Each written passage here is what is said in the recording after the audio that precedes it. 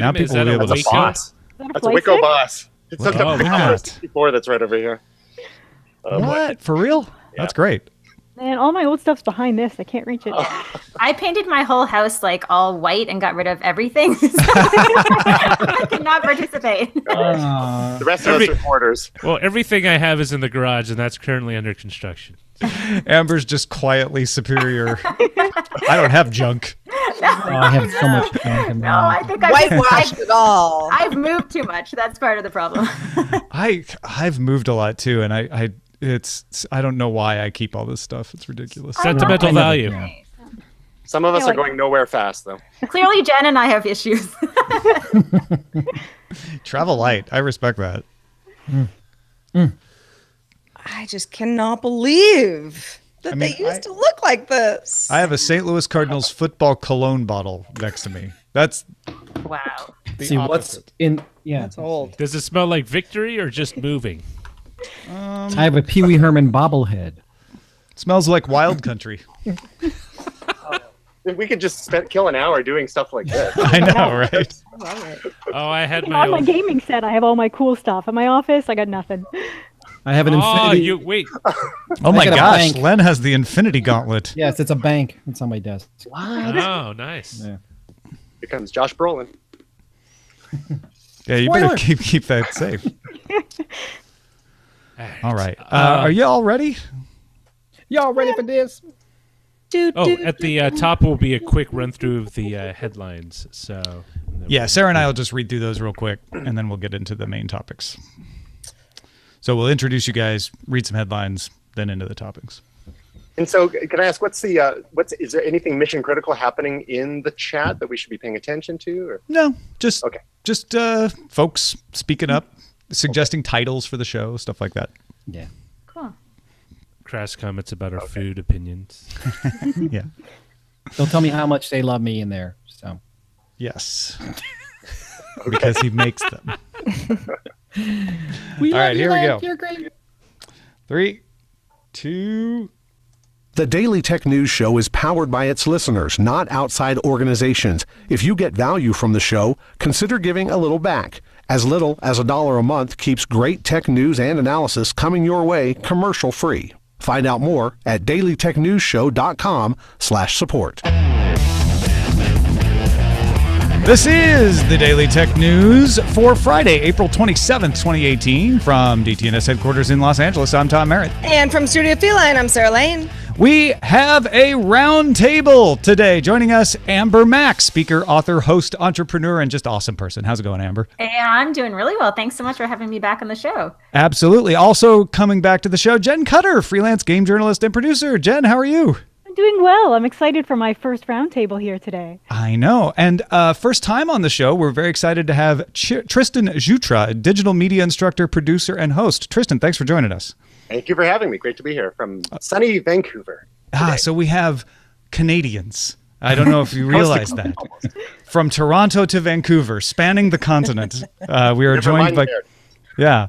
Of course, also joining us from the other side of the border, our illustrator on Fridays, Len Peralta. Hey, it's good to be here. Good to be You're pretty representing close the to United Canada, States. though. I am very close to Toronto. Yes. Yeah. You can see it from your house? I can. On a good day, I can. If you were to drive to Toronto, how far would it be? About 4 hours, 5 hours. Okay, that's pretty close. Pretty close. Yeah, It's closer than San Francisco and LA. Yeah, yes, that's for sure. And we're on the same time zone, which is very important. Also on the same time zone is Roger Chang, our producer. Time zone on the West Coast, yes. So this is our roundtable show. It's a show we do once a month where we expand the regular show into a full-fledged roundtable discussion. We're going to do a full hour of meaty discussion with Sarah and our guests. And while all of our topics cover the news of the day, we still like to start with a few tech things you should know. Let's start with Amazon, which is raising the price of Prime for the first time in 4 years, from $99 annually to $119 as of May 11th for subscribers. Now, if you're already a Prime subscriber, you have until June 16th. Microsoft announced the Windows 10 April 2018 update, as it will become available for all users April 30th, just barely in time to avoid being called the June 2018 update. The update brings Timeline, which gives you access to the last 30 days of your activity from any Windows device, Focus Assist that blocks out notifications, and then when you turn it off, we'll give you a summary of any notifications you missed, and some new features for the Edge browser, things like muting tabs and autofill. Apple is working on a wireless headset for both AR and VR, sources tell Bloomberg. The headset is reportedly slated to arrive in 2020, codenamed T288. The project still apparently in its very early stages. Or is it a J.J. Abrams robot for Star Wars? Hard to say. Apple announced Thursday that it will sell out its existing line of airport products and discontinue it. So Airport Express, Airport Extreme, Airport Time Capsule, once the ones they have in stock are gone, that's it. Apple will continue to support the line for the next 5 years, and they're posting a series of articles to help users pick new networking gear if needed. A TechCrunch reader noticed that Amazon launched a portal for its home security products, including the ability to order installation. Packages range from $240 to $840 with no monthly service fees. The page is being promoted on Amazon's Smart Home Services page. And finally, Sony saw a rise in profit last year from $2.6 billion to $6.7 billion. Sales of the PlayStation 4 fell a little bit, $20 million to $19 million, but it is in its fifth year, so it's still doing really well. Sony's gaming division overall led the way with the company with $1.6 billion up over last year, mostly thanks to PlayStation Plus subscribers. Sony's home entertainment and sound division also rose. Its mobile division posted a loss, and Sony projected a decline in operating profit of 8.8% for the coming year, as semiconductor profits will be expected to fall 39% due to a slowing market for image sensors, which is one of Sony's big money makers, as well as some currency things around a stronger yen. So that is a look at the headlines. Sarah, let's get into the discussion. Well, okay. Jordan Peele, your friend and mine, of Key and Peele, and also Oscar-nominated Get Out, who's the director of the movie. Amber, this was actually your idea to talk about the idea around this particular video, which Jordan Peele, again in conjunction with BuzzFeed, created something that made Barack Obama say something that he didn't actually say. Yeah, absolutely. And I think we're seeing more and more of these videos out there, and there are a variety of ways that people are creating them. Many of them do use artificial intelligence. This one in particular actually used a face swapping video tool, which is called Fake App. And really interesting to see them create this video where they essentially put words into President Barack Obama's mouth, like you mentioned. Now, many people may think that this is kind of brand new, but in fact, researchers in Seattle have been showing that fake videos can be created like this using AI and other technology tools. And I think this really redefines the definition of fake news. You know, we think that's just information or misinformation being shared around the internet, but all of a sudden, when we're able to put words in someone else's mouth, it's a little bit worrisome. It's like when Photoshop first came along, right? When airbrushing first came along. At first, it's very disconcerting because we are set to evaluate things based on how we expect them to be created, right? If you see a photo, it must be true. And then when airbrushing and then later Photoshop came along, we're like, oh, it could be airbrushed. Look for the signs. Sure. Have some skepticism. So my hope is that what this means and what BuzzFeed did with Jordan Peele will be a way of educating people like, hey, videos can be faked. So when you see something, keep that in mind. Yeah, I think I would like to believe that. Although I will say in the early days of Photoshop, what we saw is not necessarily the same sharing economy that we live in now when it comes to social networking. So I think all of a sudden the issue is that if a fake video like this does get out there that features a world leader or someone perhaps who's a business executive, that it will be shared so quickly and so rapidly across Facebook and other networks that by the time we figure out that it's fake, it won't matter anymore because so many people have already seen it and they already believe it. And I think that's the difference that we're seeing now in 2018. You know, I'm always surprised, you know, particularly like when people say like, that's Photoshopped, right? It's like, that's like, a thing that, you know, we've all gotten very used to being like, is that real or not? Yeah, in fact, people accuse me of having a green screen for the video version here, and I don't. Okay, I thought it was a green screen. Looks first pretty time I dodgy. was on. Yeah, is it though? Might be. But I'm surprised we don't hear that more. Someone being like, oh, that horrible thing that I was caught on video saying, I didn't do that. That was a Jordan Peele type thing. But I think that as that does tend to happen more and more, what will be the way that you can get around it? For example, is there somebody that was in the room? Do you have to have two people in the room that can vouch for the fact that you didn't actually see, you know what I mean? Like, how do we get past that? I actually see a market that comes out of this, which is basically a live notary who's physically there, or a group of people in the same way you get a notary to notarize a document. Like, if you ever deal real estate and you're not physically able to sign the documents where they are, they mail them to you, and you get a notary to note that you physically have signed it, and basically ensuring that someone there other than yourself can vouch for its authenticity. Yeah, I could see that happening as well. I mean, I guess the concern is just what Sarah is saying. I think we're going to have this next wave of politicians who potentially come out and say they've heard about this technology and say, I didn't do that. That's all fake. So there's going to be an in-between period where it gets a little ugly. I see you in our chat room is calling it the unscammy valley. Well, there's also a number of organizations that are working on blockchain solutions to this sort of problem, where you might have an original version of a photo or some sort of audio or video recording, and that's been somehow registered in a blockchain as the official version, so that at some point someone could use a blockchain explorer and go and check the link to that original version and compare it to other versions that are floating around out there. Companies like IBM actually are working on something called Trust Chain, and then there's others like VChain and whatnot to help with that actual problem. Because in this era, in the last couple of years, like, no one knows what to believe anymore. So hopefully some tech solutions will emerge to help us, get over this distrust of absolutely everything.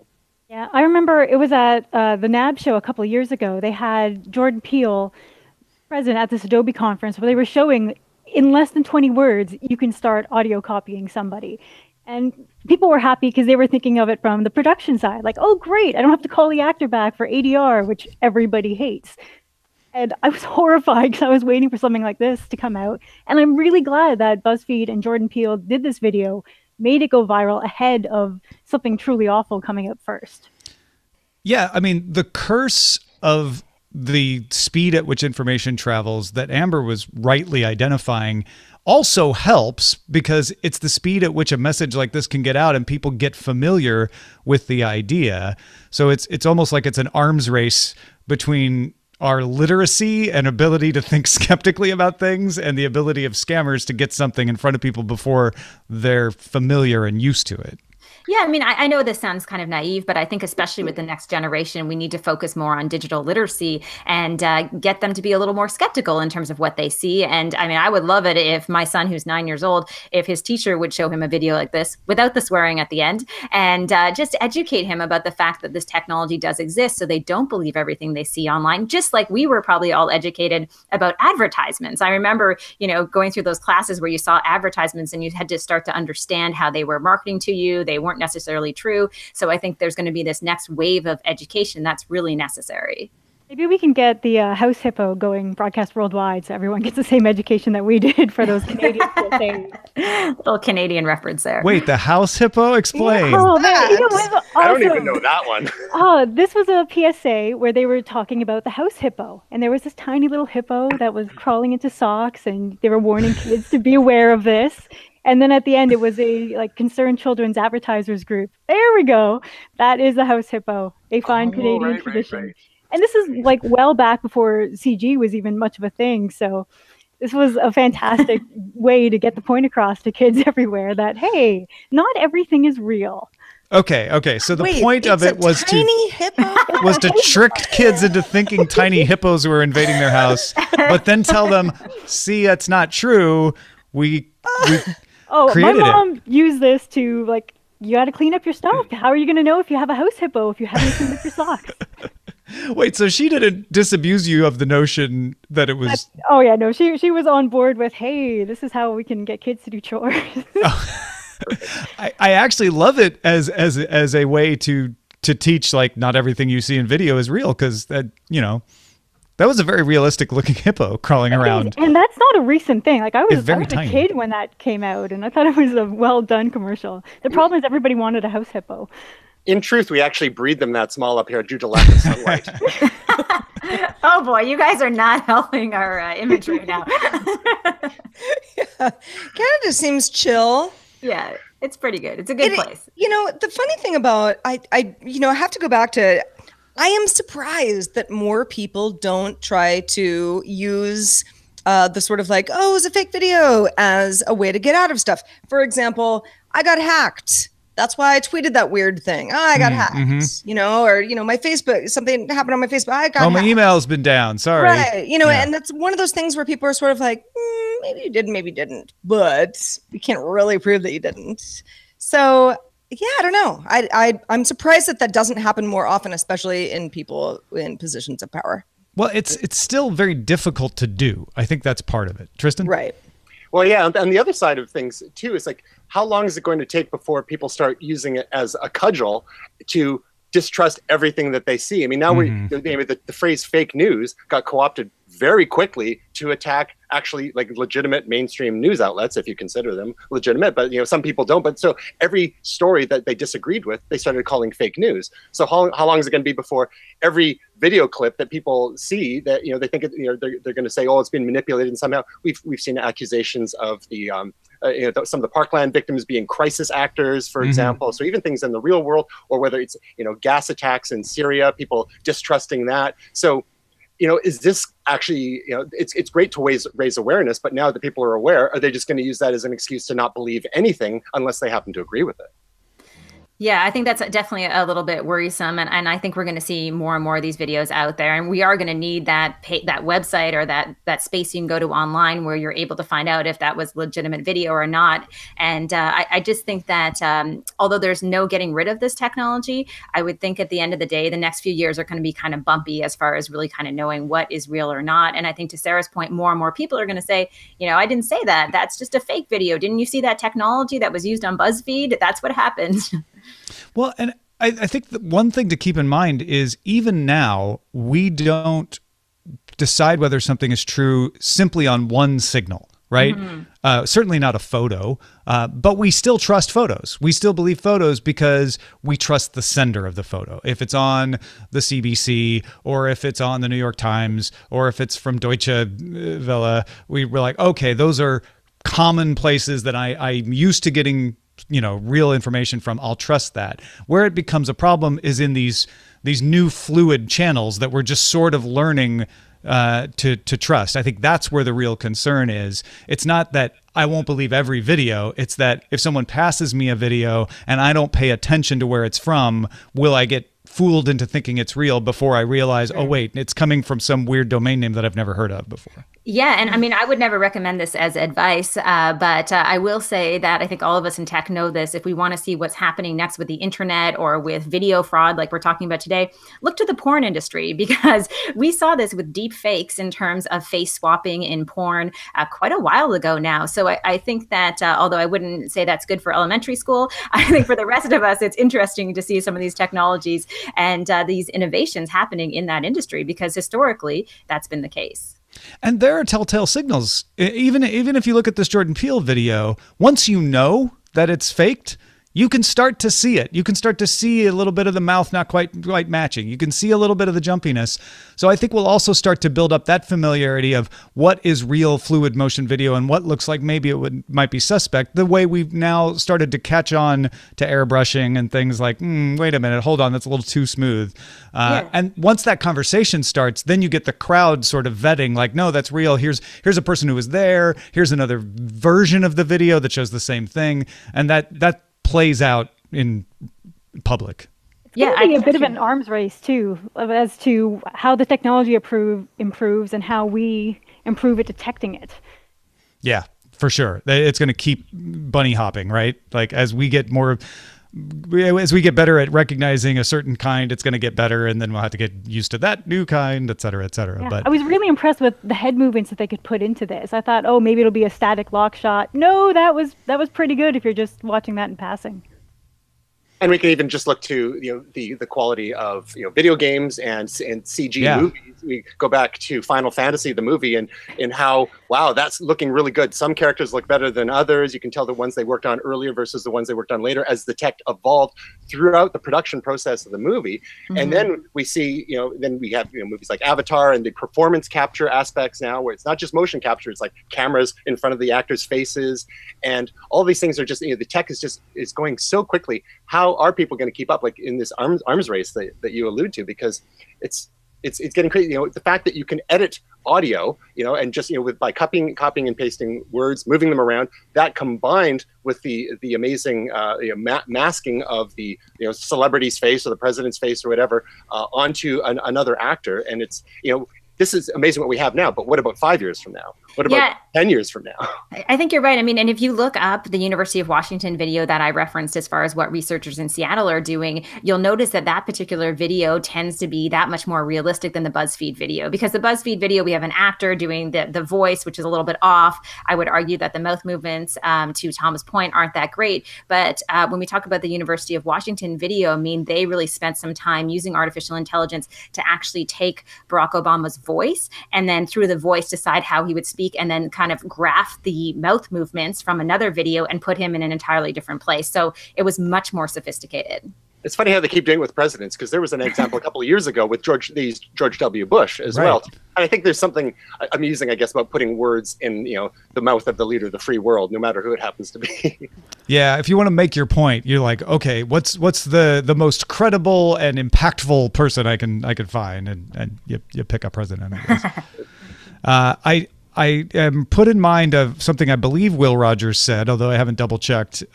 Don't believe anything you hear and half of what you see.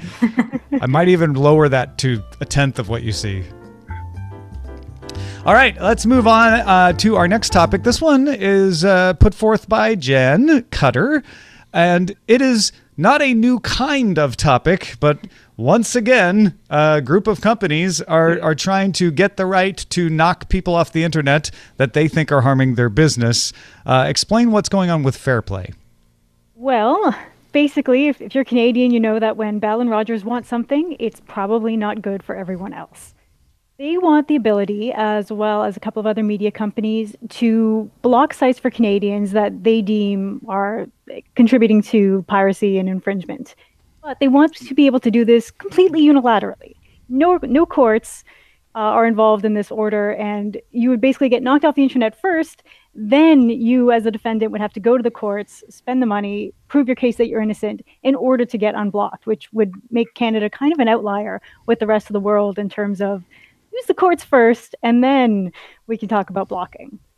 Yeah, so their complaint is that right now it's against the law to pirate, but they have to go to the courts, and that's cumbersome.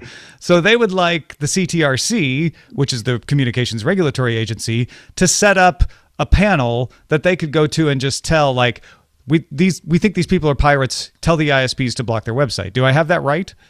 Yes, they want to take control of this process by themselves and then use the courts as only the appeals process. Whereas right now, those companies can use the courts. Like, this is a tool that exists for them in Canada, and they're just asking to take control of it as opposed to using the tools they already have and already know how to use because they don't like them.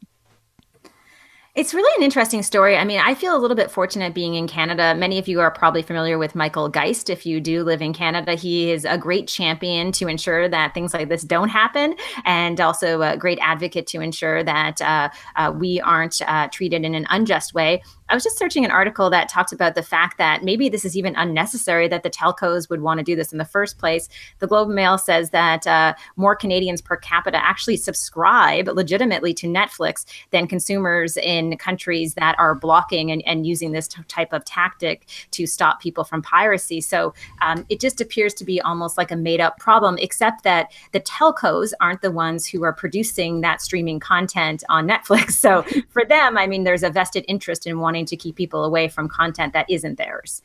Yeah, it's one of the reasons I'm really furious at the CBC of all companies for supporting Fair Play. It runs contrary to what you would expect from a public broadcaster. And I guess like the only reason I can consider them wanting to block this is by pretending the rest of the world doesn't exist. Maybe it drives more eyes to CBC content, but that is a very cynical read, I admit. And CBC has also been adding gates to some of their content for Canadians, making it more difficult to find and removing some of their stuff from YouTube. So I'm concerned about their whole digital strategy right now. Tristan, how do you feel like this affects you? Well, it's interesting because ostensibly, this whole endeavor, well, a large part of this endeavor is to combat piracy. And as we all know, probably all of us have succumbed to the lure of the easy media at our fingertips, ever since the 80s when we were copying stuff, floppy disks from friends for our Commodore 64s or Don't Apple copy IIs, that floppy, right? people. Don't copy, exactly. And so important, they even made a rap video about it. So, this, of course, with, come the internet and the web, it's so easy now to obtain anything we want, whether it's music or movies or video games or TV shows, because it's there. And just because it's there and easy to get doesn't mean that we should necessarily we don't have the right to it for free. So that's, one of the things that they're trying to tackle with it. And various attempts have been made, around the world, including in the US. You had the initiatives there was PIPA was one of them. PIPA and the other one that went along with that. So SOPA, there's SOPA and PIPA, and so there's they come under the guise of we're trying to protect content creators, which in my mind is good. We want to protect content creators, but do we do this by getting the government in a heavy-handed way to allocate all sorts of power to broadcast? And the thing is, what we've got here, and we're seeing this around the world, but it's been happening in Canada, where we have this consolidation and vertical integration between content producers and the distributors. So Rogers and Bell, which Jenn alluded to, they control not only cable access, but wireless networks, and they also own lots of TV channels themselves. So they have all sorts of different interests in here, and a lot at stake, quite frankly. But I think it sets a dangerous precedent if all of a sudden we can, grant powers, shortcut powers to certain large institutions and organizations, because then what's next? All of these things are limiting our access, limiting ostensibly we have right of free expression here in Canada. So what's to say that these organizations don't agree with certain views and won't let those views be accessed through their networks? And it's not about piracy anymore. It's about suppressing speech. Yep, and also some of the language coming out of Bell. Rogers ends up looking okay here because they've just been quiet and let Bell take all of the hate. But Bell has been kind of openly hinting that, VPNs are next on the list. Anything that can rip videos online, like YouTube videos, they're next on the list, and it's just going to keep going. It's a slippery slope argument, because now you know that other non-media corporations who are invested in policing hate speech, in policing online gambling, more and more can end up limited once you open that door. Well, the problem here is in the assumption, right? They want to put out a message that piracy is rampant, and that there needs to be a law. There already is a law. The law already makes piracy illegal, and they can go to court. And in fact, they don't even have to go to court to send takedown notices. Takedown notices can be sent to search engines and other hosts. What they want is another weapon. And so the way I look at it is, okay, if you're saying the current ways of dealing with the illegal behavior aren't good enough, show me why you need more. What is the harm that is being done? That's the step that is always skipped by these industries when they push for new regulations. They'll throw out big numbers. Oh, there's 1.8 billion visits to a piracy site. Well, guess what? We would never accept that from Facebook. We would never say, oh, 1.8 billion is fine. We'd say, wait a minute, how many of those were active? How many of those were real? How many of those were bots? So we need to hold these companies to the same standard and say, well, show me the actual harm, and not, I think this many downloads happened and I'm going to put a dollar value on each one of them, because not every piracy download is a lost sale. And the other thing is, Tristan, you said that it's easy to get the pirated material, and that used to be true. I don't think it's gotten necessarily harder, but it's way easier to do it legally now than it used to be, to the point where I don't feel tempted. I've got so many ways to get content for real that I can do with good conscience, that Why would I want to bother with possibly getting a virus or screwing something up or even falling afoul of the law? So the best defense, in my opinion, is to just put out legal content. Yeah, the business can ultimately, solve this problem. The market, not that the market's perfect, but if we look at past solutions that have helped curb the piracy problem, in the 90s, we had Napster, and everyone was going crazy for Napster, and that's the kind of thing that gave Apple and Steve Jobs the power to go to the music label and say, hey guys, we're gonna help you, stop, staunch the bleeding here. And iTunes came to the rescue, and it harmed the industry in other ways because all of a sudden it blew albums apart into 99-cent chunks. So and then streaming came along after that. But there's lots and lots more people who are paying for downloads and now paying for streaming than are probably downloading. By the same token, I think us at when we get to a certain age and maybe a certain level of financial comfort, and we have lots of books behind us on the shelf, if they're real books like you claim, Tom, then it's a green screen. This one's called "How to Fix Copyright." Yeah.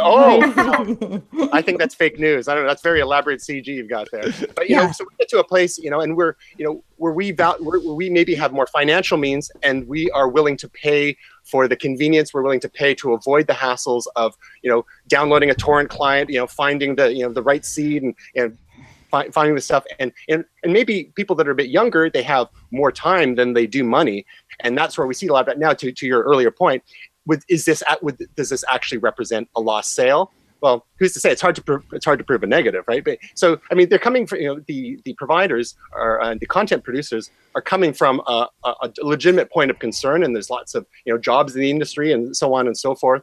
But at the same time, it is a little disingenuous because if they cared that much, they would be working even more closely with the market innovators who are trying to make it easy to get content legally. And as we'll probably continue to touch on throughout our discussion today, that there are, despite the open nature of the web, there are constantly barriers put up to our being able to access this content due to licensing agreements, country restrictions, and things like that.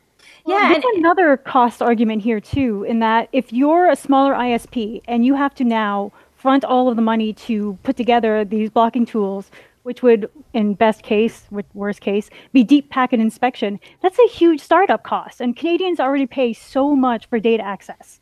And if you're now driving smaller ISPs out of the market, that will just give Bell and Rogers more power, prices go up, competition goes down, and Canadians still end up losing out on this deal. Yeah, I think one of the things that really frustrates me, and full disclosure, I work for a couple of the broadcasters as well as a freelancer, but I'm also an independent content creator.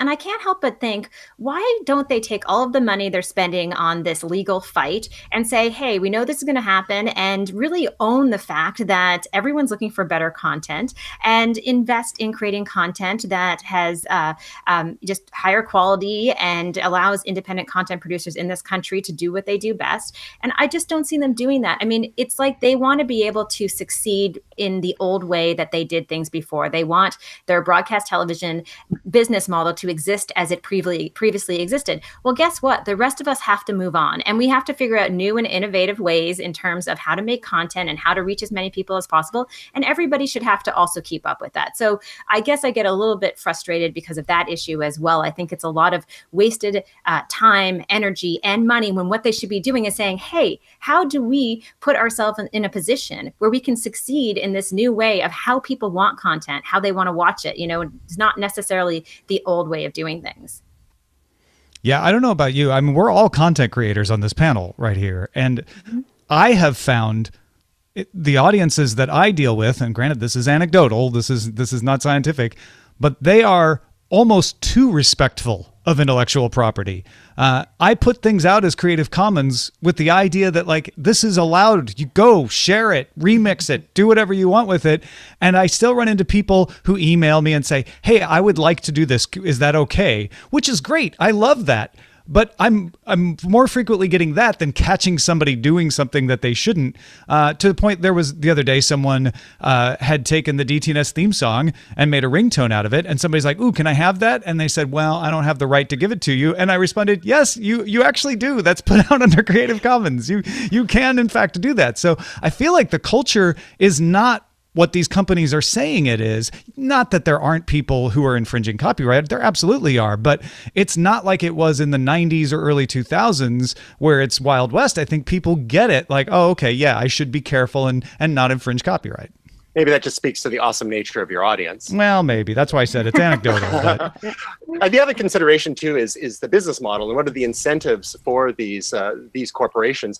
Another kind of counterexample is Netflix. For years and years, they kind of turned a blind eye to people doing things like using VPNs to access content from that was only available in other countries. And I remember having discussions with a couple of Netflix folks at CES and asking them about this issue, and they're like, really, it's not really our biggest priority. If it keeps people watching, great. But they said, at some point, the rights holders in those different regions are going to speak up and we're going to have to do something about it. So they were kind of living on borrowed time, because ultimately, if you think of what are the business incentives for Netflix, well, it's just to keep people subscribed as long as possible. And the more content that they find, whether it's from their home region or another region, then they'll just keep paying that $9.99 a month or more to continue to access that content. And if they're using a VPN to occasionally get a little bit from a different country, but in Canada here we have like a fraction of what you guys have in the States, and other countries have the same challenges. But sometimes people will VPN and pretend they're in England to get whatever they want to watch there, or Australia or other countries. And there's other countries that are even worse off than Canada, have a very small selection. So but Netflix was like, we're, don't ask, don't tell kind of thing. But now in the last couple of years, they've had to start to enforce it due to pressure from the content creators. Yeah, I think Netflix is a great example of a company that is adapting its business model to the reality of an infinitely copyable medium. Their goal is to be available in every country and have everything on their service available worldwide. They haven't achieved that goal because not all content deals work that way yet, but that's what they're moving to. That's why they're like, we don't really care about VPN. Should be for security, not for getting around regional restrictions. And their ultimate solution to that has been to become HBO before HBO could become them. They've generated so much original content and they own the rights to it. So all of a sudden that stuff that's available worldwide, and that becomes a differentiator for them. And so you have others like Amazon and Hulu and now Apple who are playing catch up because they love the idea of having this, this content that has no geographical restrictions to it. Ironically enough, however, I think Netflix does have one issue with House of Cards in Australia because they did actually license it to a TV network in Australia. So there's one thing where they actually ran up into some obstacles with their own content. Well, I guess that brings us to the end of a very good discussion on a very old problem. Where are we going next, Sarah? Well, we're actually kind of piggybacking off of what we were just talking about, especially Tristan, because you were talking about Netflix. The idea that, a couple things. First of all, people in the U.S. Tend to forget that there's any other way to do anything. And because we've got a Canadian panel across the board today, thought we might talk a little bit about subscription services and how they differ country to country, particularly in North America. We talked earlier in the show that Amazon is raising its Prime subscription. That's in the US. We talked about the Netflix subscription model. Apple is another example of a subscription service that they're putting together based on their acquisition of Texture. So, Tristan, shed a little light on this for us, if you will. Well, this was inspired by the recent news that Apple was going to be launching a subscription service for news for Apple News. So they had Newsstand a few years ago that was forced onto everyone's iPhones and iPads back in the day, and that wasn't actually available to us in Canada. And now Apple has rebooted their efforts with Apple News last year or the year before. And again, these Apple News sources have not been available to us in Canada. So now with the purchase of Texture, which is available in Canada, and that's a magazine subscription app that you guys have in the States too, I believe. So in the US, here's a clear example of the difference between the way things are for you and for us. Texture is $9.99 US for all you can eat magazines, basically. For us here in Canada, it's $14.99 Canadian. And you know what? The exchange rate is only 30%. It's not 50%. So I know we're going to be talking about pet peeves later on, and maybe something like that will come up. Yeah. So so this got me thinking, well, this is great that, a subscription service, Apple is, obviously, I mean, they're on a mission to boost their services revenues. They've been doing Apple Music, iCloud, and so on and so forth. Really, the cuts they get from App Store developers and so on. So they are on a mission to get as much revenue from non-hardware sources as possible, because they know that there may be a day that comes when maybe they're not the king of the hill when it comes to certain product categories, and they need to hedge their bets a little bit and also go for more a wallet share from their existing customers. So you got 1 billion active devices out there. How many of those people can we get onto Apple Music? How many of them can we get?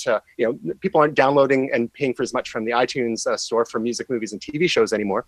How can we get them to subscribe to some mystical Apple video service, which might launch in the next year or two, and they're spending lots and lots of money to play catch up with the likes of Netflix and Hulu and Amazon to do that. Now, whether or not that service comes to Canada is yet to be seen. But at least with this the purchase of Texture, okay, here's something that's obviously they're going to try and make it easier for Apple customers. I trust they won't necessarily be shutting it off to non-Apple customers, because that would seem a little self-defeating. And now one of the questions that people have about the forthcoming Apple video service, are they going to make this exclusive for Apple users? Or I think that, again, that would be self-limiting, but they would see that as an incentive for people to get Apple devices. Now, in terms of the larger issue of subscriptions overall, I don't know about you, but I think we're getting to the point where how many subscriptions can each of us bear? How many of us are paying for Netflix already? How many of us are paying for Amazon Prime? It's great that Amazon added Prime Video to that. How many of us would have paid extra for Prime Video? How many of you in the States are paying for Hulu Plus? Or how many of you in Canada are paying for Hulu Plus? And don't even. Can't. We can't. That's another sore point. Oh, I won't out them, but I do know a couple people. Okay, there you go. Oh, there's a way. Yeah. Thank you, VPNs. So when we put these death by 1,000 guys, like the whole dream of the cord cutter's dream, it's like, oh, we're going to finally cancel our cable bills. We're going to stick it to the man. But then it all creeps back in these other ways. And, to get the shows we want, because these organizations are cutting these exclusive deals. If you want to watch Handmaid's Tale, you got to have Hulu. Luckily, Handmaid's Tale, it's on broadcast here in Canada, so we have it on Bravo.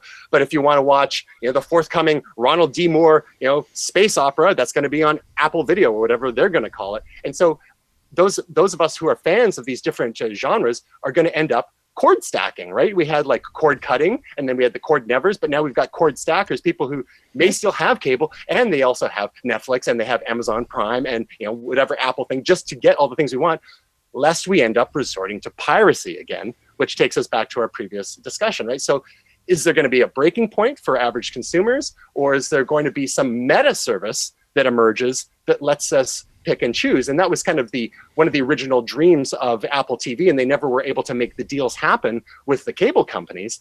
So I think that's my question to you is, and we can get into some of the differences between Canada and the US, and I've got a few examples there, but who here is nearing their limit for additional monthly subscriptions, including something like an all-you-can-eat Texture magazine plan? Yeah, I mean, I think, in our home, obviously, we have Netflix. We still do subscribe to cable as well, which may surprise some people. But I just haven't found the same solution as far as live news, something that we want to be able to tune into on a regular basis. So I think it's one of those issues that for a lot of families is, you're exactly right, it's just too many subscription services, and there's not a great way to really narrow down those services. I don't really see anyone who is doing this phenomenally well as far as making it easy for people. And I would say the only thing that's kind of encouraging to me, and this is where I've always seen our public broadcaster, is if you think about things like Tragically Hip, which is a very well-known band in Canada. And unfortunately, the lead singer passed away last year. And CBC did a worldwide broadcast for free for everyone around the world. And it was such a glorious moment that kind of brought people together. And to me, I saw that it also, in terms of the future of content, is that the person who nails this, who's able to say, hey, we want a worldwide audience, we live in a global economy, is going to win this game so fast, and who makes it simple for everybody involved. Well, can they get the rights holders together is the question, because there are still all these little fiefdoms, so to speak, and they all have their own incentives and their own business interests. Whether they're getting they want people to buy their hardware devices, or they want people to subscribe or shop at Amazon. Amazon Prime is great, and we're glad that it finally came to Canada, but it's because you're paying $100 a year, and you've got this. Amazon's using this as an incentive just to get us to keep shopping there. But is it worth $120 a year now for people? So I don't know how anyone would be able to do it so that you have everything that you want all in one place. I'm not sure if that dream is actually attainable. I wonder if that dream is really what we want either, right? One of the frustrations right now is that all of a sudden, everybody's deciding to try a subscription service, because a few worked, particularly Netflix. I don't think that's the way it's always going to be.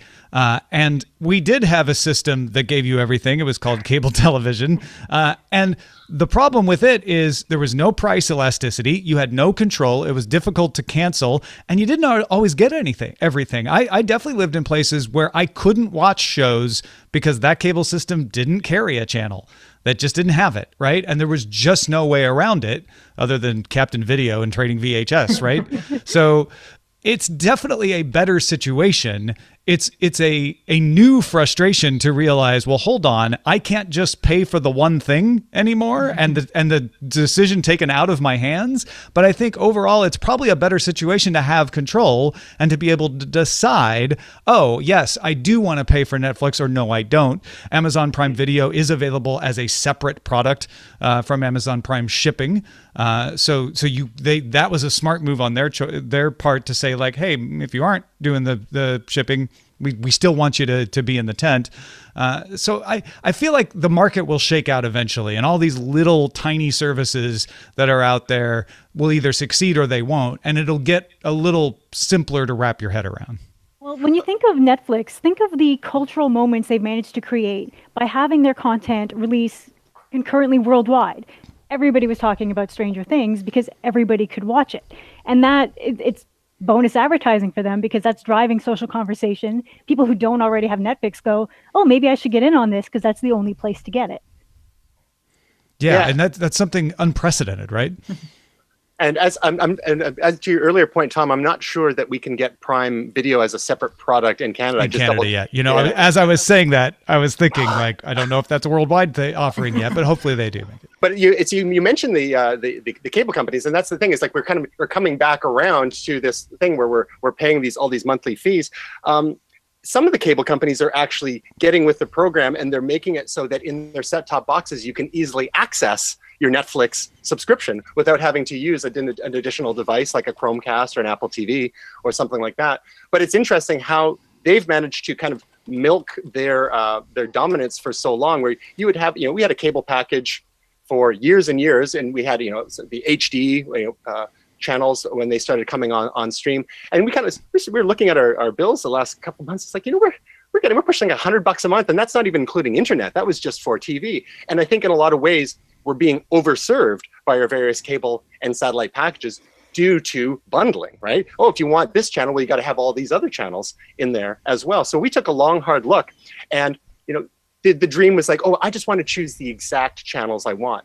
But in order to make that work, at least in Canada, they would price those individual channels so high that you wouldn't even want to do that, because there's a lot of kind of subsidization that happens of the smaller channels. We have certain mandates due to the CRTC.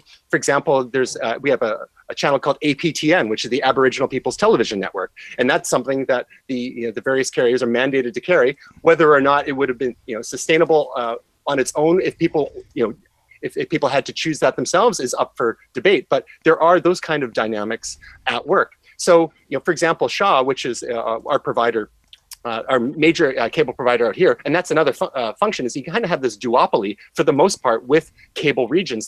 Rogers and Shaw kind of carve up the country, and then occasionally you have some others, like in Quebec you have Videotron, and you have some local players like Delta Cable here in the south of Vancouver here. But largely you have a couple of major players who have divided up the cable market between them because of the nature of the infrastructure of all this, this cable in the grounds, and it's just easier for them to work that way. But as such, there's not a lot of competition in cable aside. You have to go to satellite, or you go to some of the traditional telephone providers like Bell and Telus, who have gotten into the digital TV game, that have provided a bit more competition. But then even when you go and price the packages back and forth, they're not really all that different at the end of the day. So one can go and pay, say, $40 and choose 10 channels, and that's what you get, in addition to a very basic package, which is another $20. So you can pay $40 a month, or you can choose a number of variety packs that you can put together. Anyhow, we went through this process in our household, and we managed to cut our cable bill in half, and we managed to cover all the channels that we wanted, which included things like Bravo and Showcase and AMC and FX. A lot of these networks that are not the traditional broadcast networks that we're used to, like NBC, ABC, CBS, and our Canadian broadcasters like CTV and Global and CBC. But those ones are all included in the base package. But we managed to get what we needed in these premium channels for half the price. And there's a whole lot of stuff that I don't even notice that's gone anymore. So I wonder how many people are out there that are just paying way more than they need to, because they've been with the same company so long. And I think people are starting to wake up, and they're starting to play providers against one another because they're just frustrated, especially if they want to be able to afford things like Netflix and Amazon Prime and so on. There's so many more options now. Especially if you don't mind waiting a little bit for the shows to come to those services. Yeah, and I think just beyond shows, talking about subscription services, if we look at the news business as just one example, you're seeing publications like Wired introduce a subscription service earlier this year. I think of the New York Times or the Washington Post. I can't tell you how many times I've stumbled across a great article that someone shared. I've clicked on it and I can't sign in because I don't subscribe.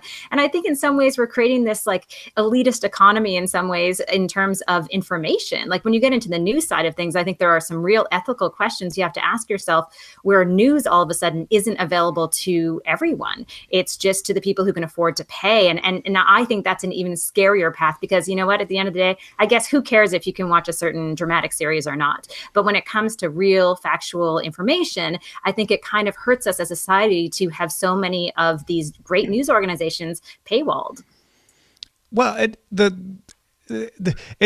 I can see both sides of this, because on the one hand, newspapers were never free. Mostly they're free newspapers, but most newspapers charged per issue or a subscription fee. But the idea was, with the internet, you don't have to print all that paper. You save the money and you can support on advertising. And it's a more cutthroat competitive world when the entire world is competing with each other instead of just a few local entities. And that's, I think, one of the big reasons that newspapers have had this problem, which then they go to charging you again. And the question then becomes, is it equivalent to paying 25 cents for the newspaper back in the day, or is it more of a barrier?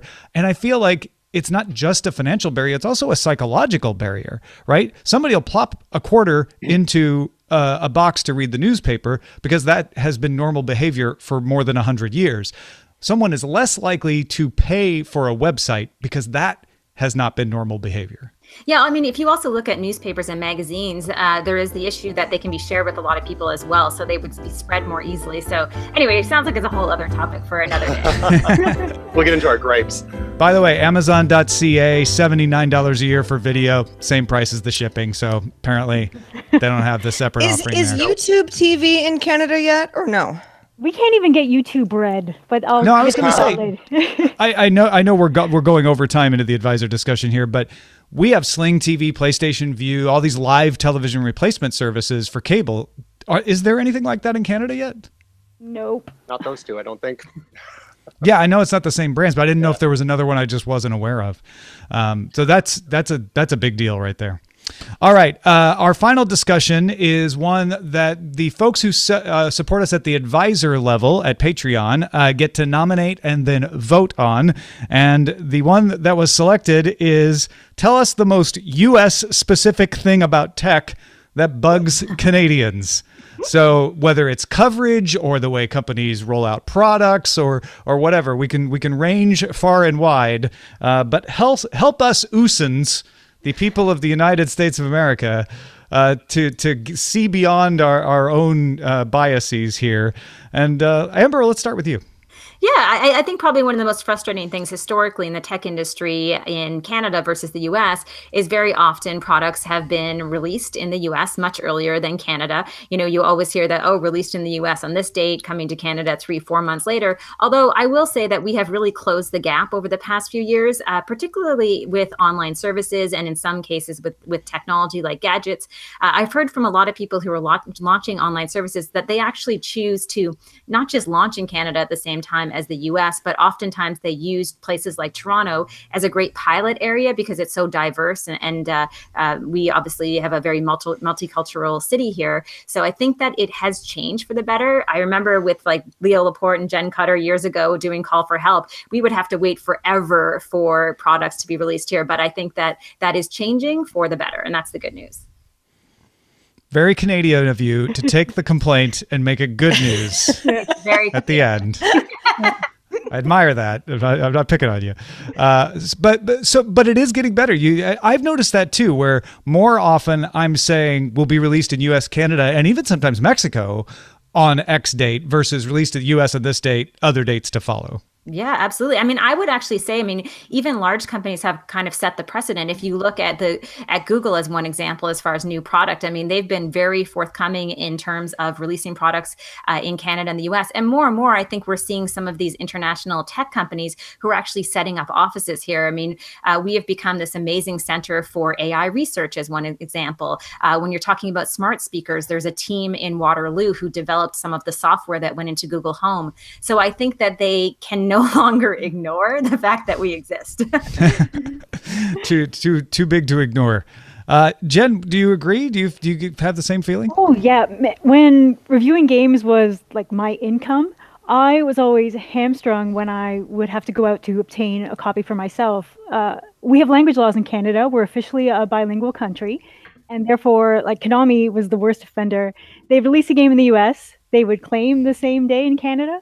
And then it would take 3 weeks for that physical copy to arrive in stores because they were late printing the French booklets, which you could not sell without. So often I would just drive down to Buffalo and get the game that way. But now it's much faster. Now also video games barely come with instructions. So making it in French is super easy. And they just have the one sheet with every language for Canada and the EU. But nowadays, my biggest pet peeve is it's still the online services, specifically YouTube Red. I want to support independent creators. I want to give them my money. I would love to do so in one spot as opposed to every individual Patreon. And YouTube Red, they keep talking about, oh, it's coming to Canada. How many years has it been now and I still can't give them money? I'm trying to give you money. I'll even pay in US dollars and the crazy 50% markup equivalent, but we just don't have the option. And so this is kind of a similar situation where it's not products, but it's services. And it's not release date being delayed. It's just not becoming available at all. Yeah. Nebulous. Because I think Hulu is an exception because Hulu was American broadcasters creating, U.S. broadcasters creating a U.S. product meant only for the U.S. They never intended that to be outside of the U.S. But YouTube Red is supposed to be a global thing. Like YouTube is a global There's thing. Canadian people on YouTube Red that I can't give money to because they're on YouTube Red. Yeah, that seems ridiculous. Amber, do you feel the same pain? Well, I was just curious when they're actually releasing YouTube Red in Canada. So I just did a quick little search. And I know as of February, they said that YouTube Red will expand its subscription service to as many as 100 countries. So you would assume since that was launched or that news was sent out in February that we would have news about when that is going to be.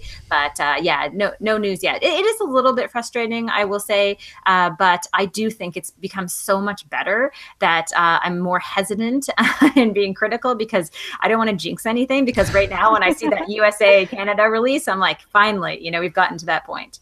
Yeah, and Google I/O coming up May 8th, I think, if I have that right. That's the kind of place where you might get a big announcement of like, hey, we're now available in 100 more countries. So there's hope for you, Jenn. Maybe. Well, they soon. eventually made Amazon Prime, because it launched here with just the just the shipping, and then they added video later, but they did it a lot faster than YouTube did. And a lot of countries don't have Amazon Prime Video yet, right? Yeah, I was happy that we were in one of like at least the earlier groups for that. Tristan, do you feel the same sort of thing about release dates of products and services? Well, yeah, I've got actually a couple of specific examples. One, of course, the iPhone came out, and it was a full year before it came out in Canada. And I went down to the States and got one, and then a few months later dropped it in the ocean. So that was fun. Yeah. And then the Kindle is another example. We have a U.S. mailing address, so we were able to. I got a Kindle for my wife, but in order to get books onto the Kindle from Canada, you needed a U.S. credit card. So there's this whole dance you have to do where you go to like a Safeway in the United States, get a MasterCard gift card, and then plug that into your Amazon, and then you could start actually purchasing books that way. Same kind of thing what we would do with iTunes. We would go to the States and get iTunes gift cards to be able to access TV shows that we couldn't get in Canada. Like if for some reason the PVR crapped out and dropped a couple episodes, you could go and try and BitTorrent stuff, but again, back to our prior discussion, you're trying to be legit wherever possible, right? So that's a frustration, just like the difference in content, the difference in products. Now, even the Amazon Echo, you guys have had that for what, 2.5 years now, and it's only just come to Canada in the last 6 months. So there's another thing that's been frustrating. And now the HomePod, of course, for those that are in the bag for Apple, like yours truly. So that is, there's a number of frustrations. And then in terms of services, like Pandora was great. We had access to it initially back in 2007, and it worked great. I discovered lots of great bands that way. And then one day it just stopped working in Canada due to licensing restrictions. Now, the funny thing is that in the last year or so, when I'd go down to the States, it would still work down there on my devices. But in the last year, I tried it again in Canada, and Pandora actually seems to work again in Canada most of the time. Every once in a while, the licensing message will come up, and then but then I'd try it again, and it works. So I'm really, really excited getting to use Pandora again, because that's another great example of innovation coming from the States. So it's easy for us to kind of have these peeves about American tech, but at the end of the day, so much of what we enjoy today is because of research and development and innovation that's come out of the United States. Everything from space exploration to TCP/IP, the foundation of the internet, to personal computing. Like I was a Commodore boy growing up, so we had Commodore and Atari and Apple and IBM, so many great companies. So I think we're able to put up with the bad to get the good.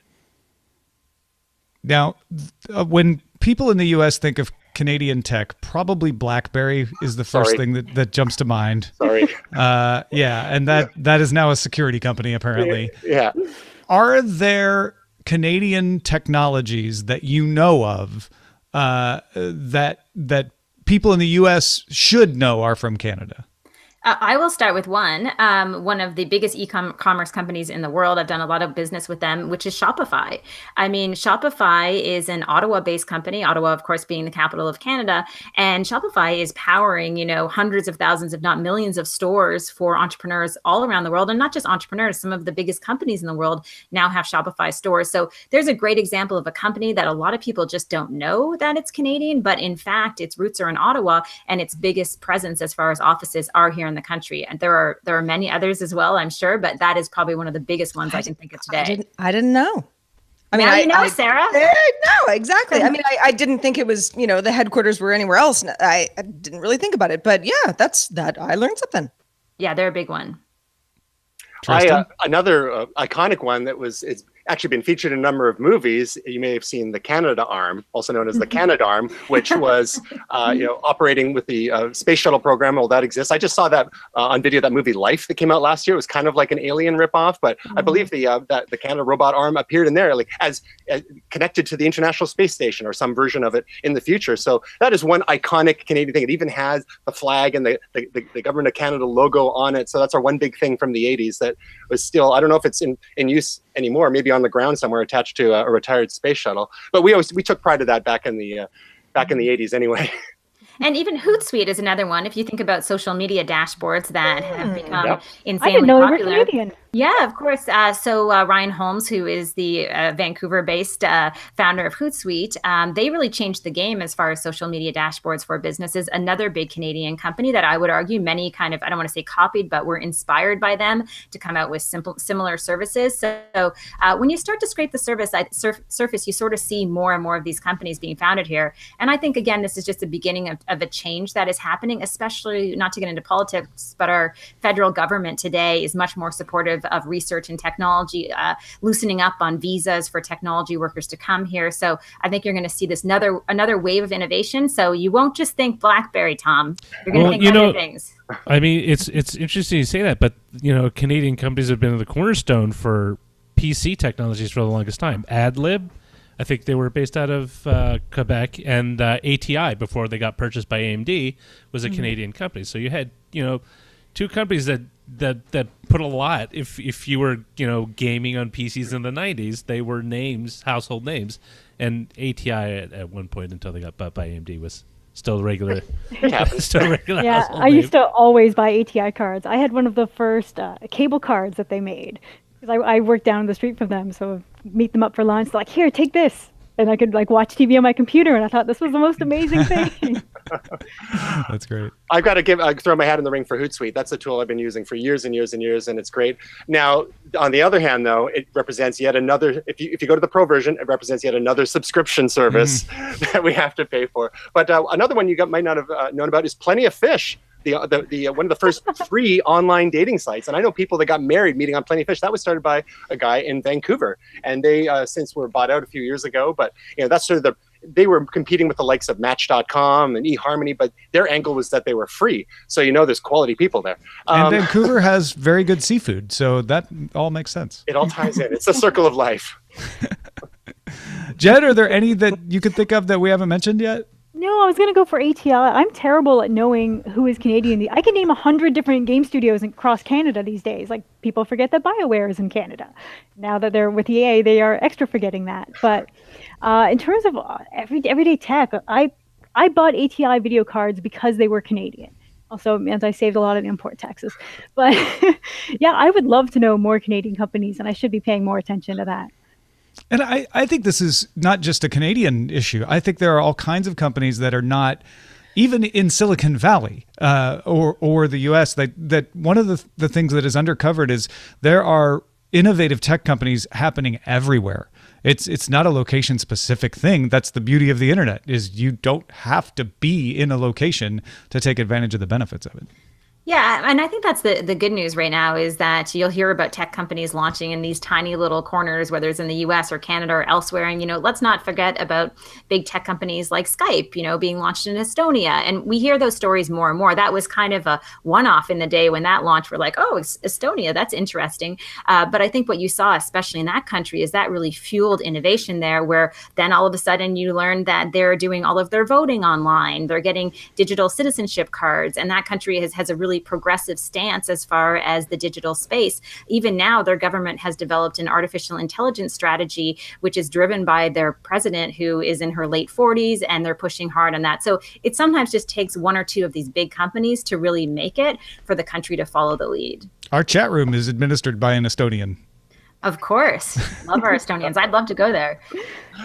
We can't forget. Of course, we can't forget Sweden has given us Spotify, which for the last 10 years you could argue that has radically altered the face of how we access music nowadays. We're not paying for downloads as much anymore, or even using BitTorrent or Napster or whatever, but streaming. Spotify was the pioneer in streaming music, and that's thanks to Sweden, the home of IKEA and ABBA, who is apparently just recorded a new song. Yeah, I know. I just saw that this morning. That's crazy. Well, the one thing that bugs me is that I can't get Hockey Night in Canada, in the U.S. legally. So really? What's Hockey Night? Hockey Night in Canada. Don Cherry? You gotta check it out. I don't think Don's doing it anymore, though, is he, Jenn? Oh, no, he's still doing it. Is he still doing it? He's doing it till they yank him off the air. All right. See, there are things that we are deprived of here.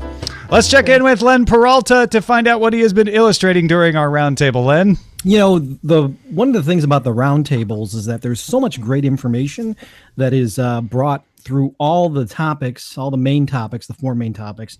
And so the challenge of doing them is trying to get everything in on the drawing. And I hope I did as best as I could. Covered mostly, this is called Subscribe to the Fakery. And it is a dude who is fake, obviously. That's kind of a theme we did earlier in the year on one of the other prints. But he's telling you he's 100% real and not fake. I was able to put a little Canadian maple leaf on him as a button. And of course, he's telling you to subscribe with the little S that's a $sign. So hopefully I got everything in there. And is that an old-fashioned hockey mask drenched in blood that he's wearing? You know what? It's kind of like Jason Voorhees. I think it might be. Yeah. Well, extra Canadian points there. That was completely by accident. But yes, my face is hurting. Yeah, exactly. My face is hurting so much from smiling at that image. That is great. Oh, that's excellent. Well, thank you so much. And yes, it's available in my online store, lynnperaltastore.com. And of course, once again, thank you everybody from DTNS who is helping me with commissions, and keep them coming. Thank you. Thanks also to our. Go ahead. Well, no, I was just going to say, Lynn Peralta's store, powered by Shopify, a Canadian company. Yes, full circle. Well done. Well done. We own all of you. Speaking of the circle, thank you to our Canadian panel today, Amber Mack, Jenn Cutter, and Tristan Jutras. Amber, let's start with you. Let folks know where they can keep up with your work online. Yeah, probably the best place to go is just Amber Mack on Twitter or Facebook or Instagram, or my website at ambermack.com. And I will see you guys there. Thanks for having me, guys. Absolutely. Jenn Cutter, same question for you. People who know me, like Amber, know that I got started doing a online show about tech and gaming called OpenAlpha.tv. And it is actually finally, truly, honestly coming back this summer. There's a video going up next week. Excellent. I cannot wait to share. And I've been so excited to work on all of this stuff again. Yeah, the website's live. All the archives are up. And then the new stuff starts next week. Excellent. Tristan, first time on the show. Hopefully not the last. Let folks know where they can keep up with your work. TristanJutra.com, if you can figure out how to spell it. And at Tristan Jutra on all the socials. My day job, of course, at limestonelearning.com, where we produce organizational learning development materials. So that's always fun too. And all the links are there. And occasionally you'll see me on global TV as tech person. I'm not nearly as all over the place as Amber is, but you'll notice one thing that we all have our .coms, because you were all into the personal branding. Obviously, we all have .coms. We don't have .cas. What's wrong with us, Jen and Amber? It's too expensive. Yeah, I think that, let's be honest here as we end the show, but Canadians try to hide that they're Canadian, especially when they start into the workforce. So the .com allowed us to kind of just, be American. Until they heard us talk and then called us out for the abood. Yeah. Well, folks, you can find me at tommerritt.ca. If you'd like more of these shows, by all means, we have a milestone, just $2,000 away, that would get us an extra round table a month. We could do this a couple of times a month. Join in on the fun or up your pledge and get some of our cool perks like extended shows, exclusive columns, and more at patreon.com/DTNS. If you have feedback for us, we would love to hear it. Our email address is feedback@dailytechnewsshow.com. We're live Monday through Friday at 4:30 p.m. Eastern, 2030 UTC. Sometimes it's a roundtable show, sometimes it isn't. AlphaGeekRadio.com and DiamondClub.tv is where you can watch us live, and our website is dailytechnewsshow.com. Back on Monday with Patrick Norton talking about monitor upgrades. Talk to you then. This show is part of the Frog Pants Network. Get more at frogpants.com. Diamond Club hopes you have enjoyed this program. Oh, that was so much fun. Thanks, you guys. That was a great show. That was super really good. Thanks, guys. It was We super covered a lot of ground. Yeah. There was a lot of information. And a lot of angst. Who knew? Polite angst. Sorry for dropping out there for a couple of minutes. I had noticed that my battery was winding down on my laptop, and it's because I had set up a light, and I guess I had knocked the adapter out of my UPS. I'm like, why is my battery? So in the break after our last proper segment before the question there, I stood up to go and play, and my computer had just died before I plugged it. I'm like, no. So didn't draw attention to it when I came back, which is all cool. No one on the audio show would ever know you were gone. Like, it was so smooth. Perfect timing. Yeah. So we're basically saying no one missed me. That's perfect. Yeah. No, it was smooth. Like you were in and out. It's like, what? I've always been here. Did you leave, Tristan? No one noticed. Exactly. It was just like black square. Too funny. All right. For anyone who wants to follow along, DTNS or showbot.chatroom.net. You can find all the titles that the audience in the chat room is volunteered to title the show. The Unscammy Valley is, of course, at the top. Yeah, that's good. And Oh, nice. Reel to Reel Video, Friday at the DTNS Hippo Campus. Get it? Oh, boy. Oh, Hippocampus, I guess. Yes. Good one. Now, somebody put Tiny Hippo Friday. It should be House Hippo Friday, right? House Hippo. House Hippo. Yeah. Well, we make it a House Hippo Friday. I love it. But I'm there.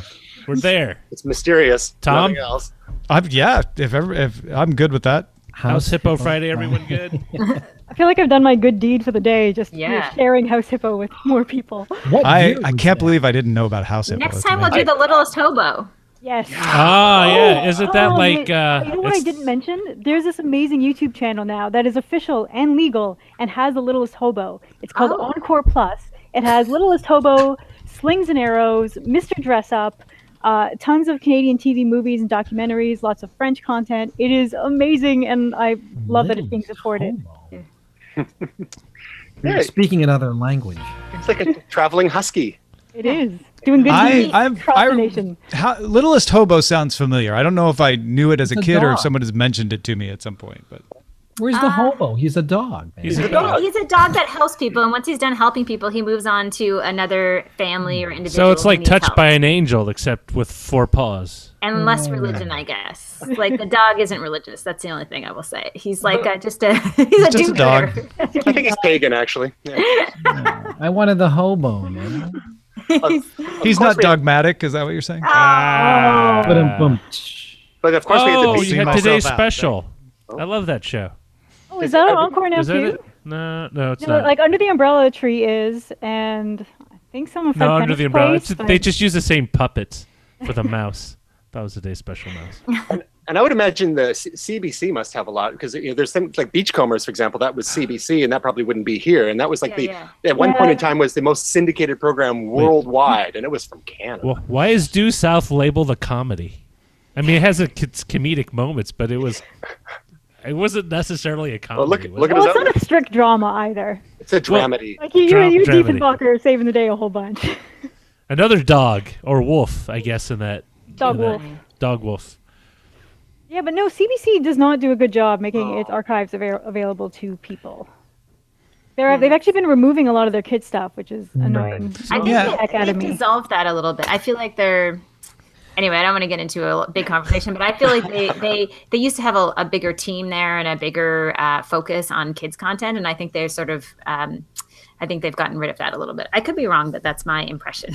They're still producing some stuff in house, and they are syndicating some Canadian stuff, but it's not as much as it was that we were used to from before. So Degrassi started as Degrassi, right? Didn't start as Degrassi Junior High. It was the kids of Degrassi Street originally. Okay. So is there one where they're just adults, like, Degrassi with a mortgage or something? Like, No, because the whole great, man. They have a new Degrassi. I don't know what's called. It's I don't know. Incidentally, I live about 8 streets from Degrassi Street, really? which is kind of funny. Yeah, just so you guys know. Oh, this is not a Degrassi neighbors. fictional street. Yeah, it's a real street, but I don't think they really did much except the street name was inspired, or the show name was inspired from there. But I don't think the show really was based around that street. It was more of an inspiration of the name of the street. So it's a good. That's name like for the show. Roseanne being set in St. Louis, which is the only thing that's St. Louis about it. Yeah, yeah, same sort of thing. Degrassi: The Next Generation was Netflix did that, picked it up about 3 years ago. So, Degrassi, the next generation. yeah, With- there's a with headline: Patrick Netflix will Stewart. save Degrassi. Deep Space Degrassi. The headline is Degrassi won't Netflix die. will save Degrassi because the show is not allowed to die. Wow. That's like I'm 30 still years. on the littlest hobo. I love this synopsis. A homeless dog helps solves. Wait a minute, isn't that the same thing to like Benji though? The homeless dog. Does Benji solve Benji- problems? And then there was the Benji knockoff Boomer. Remember Boomer? yeah. No. You don't remember Boomer? No. Hey, I was just thinking about Benji today because there's a new version of Benji on Netflix. Oh, The best theme. Let's hope. Are you gonna cry, Amber? I am. Are you okay? It's the littlest hobo. Do you need a moment? I think Amber needs a moment. Hang on a second. Roger, don't play too much of it. We'll get taken down. Oh yeah, good. All right. Then there was Boo here. I'll hum it. I like how it was like starring London the dog. Yeah. And viewable worldwide. Just so you make sure you know what the content. dog's actual name is. Dog had a good agent. Yeah. Right? And introducing London. He's got to get top billing. His name's got to be London. So this was Boomer. It was literally a Benji knockoff. Yeah. I Did remember Boomer that. help people or? Yeah. He just magically appeared in places where he was needed. Wow. And he got hit every week. And it's Yeah. the same kind of dog as Benji? This is- Yeah, don't this just is- show these things full screen either. It's a We'll totally get taken down, Roger. Yeah. And it's not even like you're getting taken down by something really good, Tom. I know. Because of like Boomer. the dogs of the 80s. I mean, I'll dispute it on the fact that we're commenting on it, but Fair use. Fair use. You're like, I just hate having to. the All little right. I have to jump, guys, because I need to go have dinner with my fam. Yeah, no worries. Thank you, Amber. Thank you so much for taking time out for Oh my being on the gosh, show. no, it was I love doing it. So it was nice to see I don't want to say old faces, see friends from You can before, say old faces. and fellow Canadians, and meeting new people. That's awesome. Bye, guys. Thanks, All right, Amber. have a good one. All right. I got to go too. All right, Lan. All right. Bye, Len. Bye-bye.